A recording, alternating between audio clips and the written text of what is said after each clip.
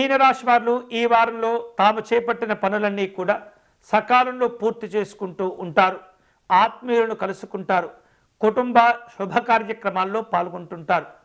ఆస్తి వివాదాలు పెరగకుండా, ఒప్పందాలు నిర్లక్ష్యం కాకుండా ఎప్పటికప్పుడు మీరు జాగ్రత్తలు తీసుకుంటూ ఉండాలి. మీకున్నటువంటి కోరిక ప్రకారం వాహనాలను కొనుగోలు చేసేటటువంటి ఆలోచనలు చేస్తుంటారు. గౌరవాలను కూడా పొందుతూ ఉంటారు. పలు రకాల సభలు సమావేశాలు ఉంటూ ఉంటాయి.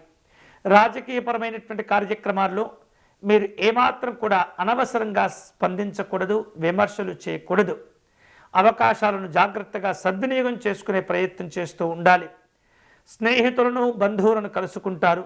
వినోదపరమైనటువంటి కార్యక్రమాల్లో పాల్గొంటారు.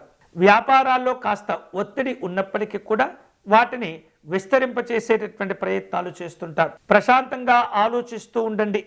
మానసికంగా ధ్యానం చేస్తూ ఉండాలి. ముఖ్యమైనటువంటి నిర్ణయాలు వాయిదా పడకుండా జాగ్రత్తలు తీసుకోవాలి.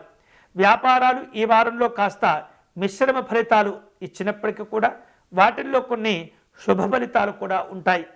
ఉద్యోగపరంగా ఆశించినటువంటి ప్రయోజనాలను అందుకోగలుగుతారు. రాజకీయపరమైనటువంటి ఇబ్బందులు కనిపిస్తున్నాయి. దూర ప్రాంత ప్రయాణాలు చేసేందుకు సమయం కోసం ఎదురు చూస్తూ ఉంటారు. స్నేహితులను బంధువులను కలుసుకుంటారు. వ్యయ ప్రయాసలు కోర్చి కొన్ని ముఖ్యమైనటువంటి పనులు చేపట్టి పూర్తి చేస్తూ ఉంటారు.